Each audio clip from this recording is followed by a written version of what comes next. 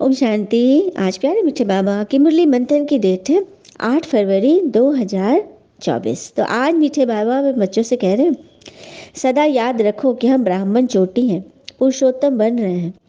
तो हमें कैसा रहना है? हर्षित रहना है। अपने आप से बातें करना सीखो तो अपार खुशी रहेगी।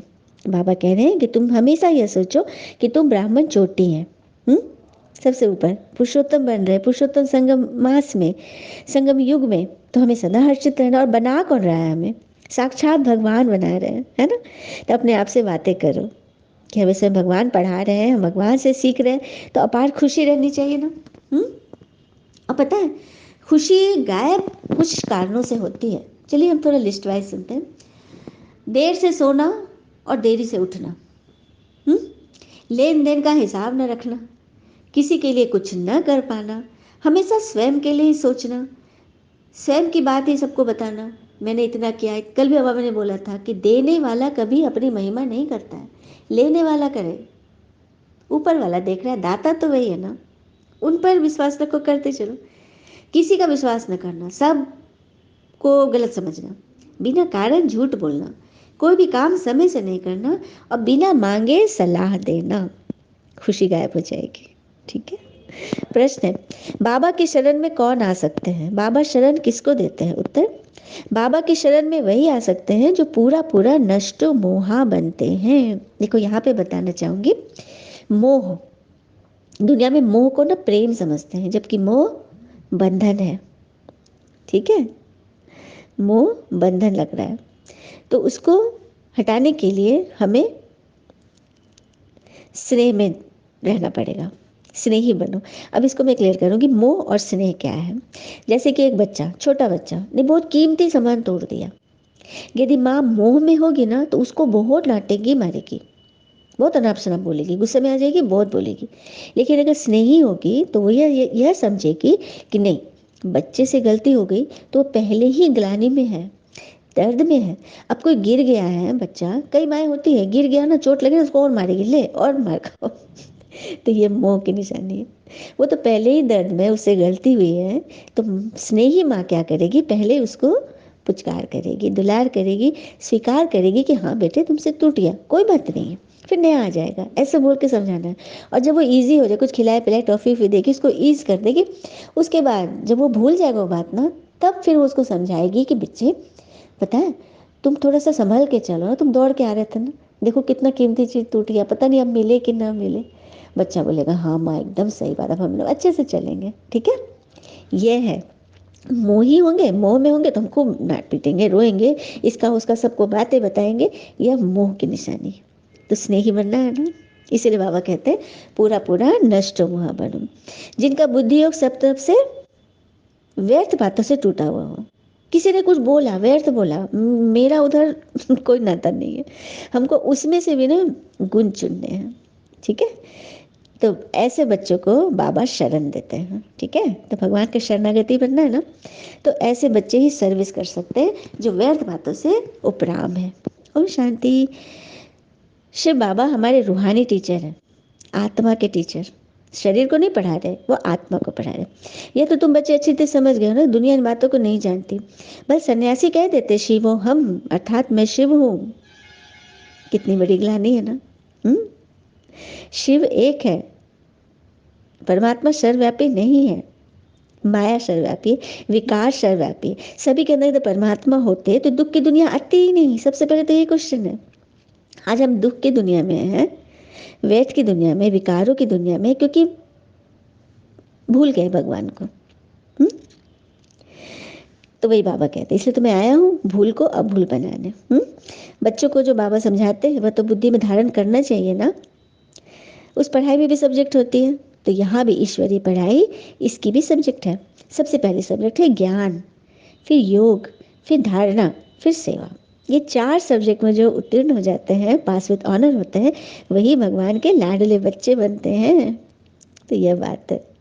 फिर बाबा कहते हैं सभी आत्माएं मुझे याद करती है, भल भाषा कोई हो, कोई अल्लाह रूप से याद कर रहा है, कोई साईं रूप से, कोई गॉड रूप से, कोई प्रभु भगवान ईश्वर करके, लेकिन याद सबकी वही जा रही है, लेकिन परिचय नहीं है ना, इसलिए प्राप्ति नहीं है। सुना, इसलिए भगवान स्वयं, गीता में लिखा हुआ है कि मेरे द्वारा ही तुम मुझे जानोगे, मैं जब आऊँगा तभी तुम मुझे जानोगे, और मैं जब तब कर्म कांडों से नहीं मिलता, साफ साफ लिखा हुआ है। इसे तो भगवान आए हैं, लेकिन गुप्त रीति से आए हैं, है ना, गुप्त रीति से इस बूढ़े ब्राह्मण के तन में प्रवेश होकर, जो लेखरा दादा संस्था के फाउंडर, उनके तन में प्रवेश होकर शिव भगवान आकर अपना ये गीता ज्ञान ही तो सुना रहे हैं, जिससे हम सब बच्चे मन से गीत गा रहे हैं।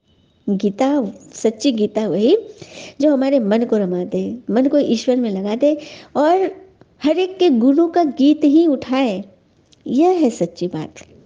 तो ये सच्चे शिव बाबा ही कराएंगे ना, जो सत्यम शिवम सुंदरम है, सदा सत्य है, जो कभी नहीं मिटते, शिवम है सदा कल्याणकारी और सुंदर, जो सदा सत्य है, सदा सुंदर है, कल्याणकारी, वही तो शिव है, वही तो सुंदर है। तो यही तो उनका रहस्य है जो भगवान स्वयं आकर बता रहे।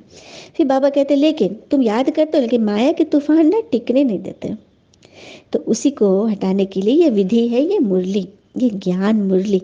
मुरली का रहस्य बता दूं, शब्द में ही सारा अर्थ छिपा है। म है मिठास, मधुरता, जीवन में, आपके जीवन में मिठास मधुरता आ जाएगी। ऊकार, ऊ से है उमंग उत्साह, आप किसी भी आयु के हो, लेकिन आपकी उमंग उत्साह किसी भी बच्चे से भी कम नहीं, ठीक है। र, बेरंग, जीवन में रंग आ जाएगा। और ल से हमें लक्ष्य मिलता है। जिस घर में कोई मार्गदर्शक नहीं, कोई दिशा नहीं, वो रास्ते भटक जाते हैं। तो लक्ष्य होगा ना, अब मेडिकल कॉलेज में तो लक्ष्य है कि डॉक्टर बने, इंजीनियर में, बैरिस्टर, सभी का अपना लक्ष्य होता है, कोई सीए है ना। तो हमारा लक्ष्य, चलो ये पढ़ाई भगवान बढ़ा रहे हैं, तो यहाँ भी लक्ष्य होना चाहिए ना। तो लक्ष्य है नर से नारायण और नारी से श्री लक्ष्मी पद पाना, यह लक्ष्य है। कितना ऊंचा लक्ष्य, जो हमने कभी स्वप्न में भी नहीं सोचा। तो उस लक्ष्य को, और लास्ट वाले ई, बड़ी ई, मुरली में ई कार लगा ना, बड़ी ई, और ये लक्ष्य हमें स्वयं ईश्वर दे रहे हैं। तो यह है मुरली का रहस्य, अक्षर का रहस्य, जो कि एकदम गहरे अर्थ से समाहित है ना, बड़ी बात। तो ये बात है। तो जो इस ज्ञान मुरली से कनेक्ट होंगे, उनकी आत्मा में तो 4 चांद, क्या 16 चांद लग जाएंगे। दुनिया तो चांद पे जाने की कोशिश करती है, हाँ, वो तो साइंस के बल से, लेकिन हम लोग कहाँ पहुँच गए, ब्रह्म तत्व, साइलेंस के बल से हम साइंस पर जीत पाते हैं। क्योंकि साइंस की जननी कौन है, साइलेंस। जो व्यक्ति साइलेंस में गया, तपस्या में गया, साधना में गया, वही तो कुछ आविष्कार कर पाया। हलचल में तो कुछ भी नहीं होना है, ठीक है। बाबा कहते इस समय सभी मनुष्य कांटे में सल बन पड़े। हम लोग के मुख से बाबा बाबा निकलता है, इससे कोई यह नहीं समझे किसी गुरु की बात करें। यहाँ कोई देहधारी नहीं है। इस संस्था के फाउंडर लेखरा दादा, जिनकी तस्वीर हम लोग देखते हैं सेंटर्स में या ये गूगल पे, यूट्यूब पे, वो इस संस्था के फाउंडर थे। उनका नाम था लेखरा दादा। उनके तन में निराकार शिव ने प्रवेश किया 1937 में। पता है, 37 से भगवान ये ज्ञान मुरली चला रहे हैं हम बच्चों के लिए। और जो जो इसमें टच होते जा रहे हैं, तो किसी आत्मा ने नहीं चुना। हम बच्चों को क्या ताकत है कि हम भगवान के बच्चे को चुन लें। भगवान टचिंग देते हैं। भगवान ऐसी आत्मा को खोज रहे हैं जिन्होंने जीवन में बहुत विकर्म, जिनसे हो गया गलती से, उनको भगवान चाहिए, लेकिन उनका दिल सच्चा है, वो भोला है, तभी तो भोला बाबा ने चुना है। तो ऐसे बच्चों की भगवान को भी दरकार है, क्योंकि उनकी सेवा बढ़े, राजधानी स्वर्ग स्थापन करा रहे भगवान, है ना। तो ये रहस्य है। अच्छा, कि बाबा ने हमें लकी स्टार बोला, ठीक है। मीठे बच्चों प्रति भगवान की नमस्ते, हम बच्चों के भी प्यारे बाबा को नमस्ते। धारणा के लिए मुख्य सार, पहले पॉइंट, सदा हर्षित रहने के लिए रूहानी सर्विस करनी है, आत्माओं की सर्विस करो। आपकी आत्मा चार्ज होगी, जैसे मोबाइल, बैटरी चार्ज करोगे तो पूरा मोबाइल सारा दिन चलेगा, बीच में अगर कम भी हो गया तो फिर चार्जिंग पॉइंट पे लगा दो। उसी तरह जब आत्मा फंसने लगती है तो हम लोग फिर ज्ञान पढ़ लेते, मुरली सुन लेते, कोई बाबा का गीत सुन लेते, याद कर लेते बाबा को, चार्ज रहती। तो ये रूहानी सर्विस कौन करेगा, जो खुद को आत्मा समझेगा।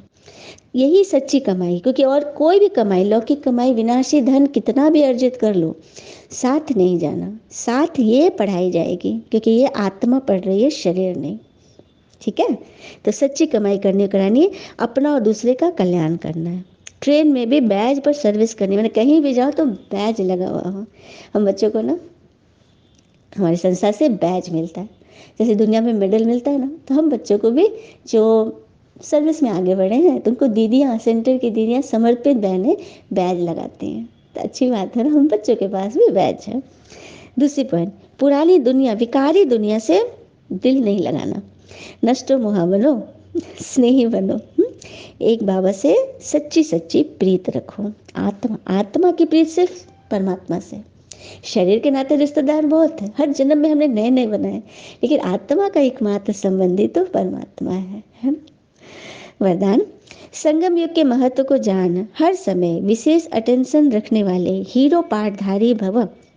तो संगम युग के महत्व को जान, हर समय विशेष अटेंशन रखने वाले हीरो पाठधारी। कैसे बनेंगे?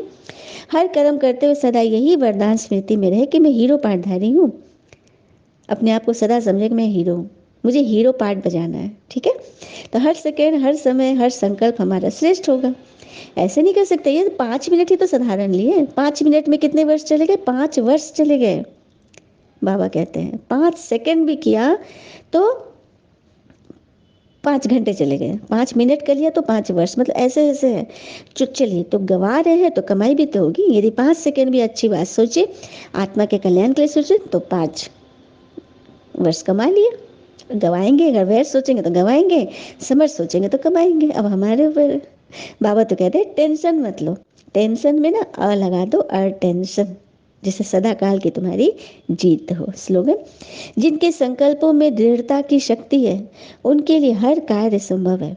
जिनके संकल्पों में दृढ़ता की शक्ति, हम बच्चों ने संकल्प ले लिया, पान का बीड़ा उठा लिया कि पूरे विश्व का कल्याण करना ही करना है, क्योंकि भगवान की मदद है, तो उनके हर कार्य संपन्न होंगे। अच्छा, ओम शांति। कहते हैं ना, अगर कोई आपके अच्छे कार्य पे संदेह करता है तो करने देना, क्योंकि संदेह सदा सोने की शुद्धता पे की जाती है, कोयले की कालिख पर नहीं। अच्छा, ओम शांति। शुक्र मुझे बाबा, वो बाबा के प्यारे प्यारे बच्चे, आप सबका जीवन सदैव शुभ हो। ओम शांति।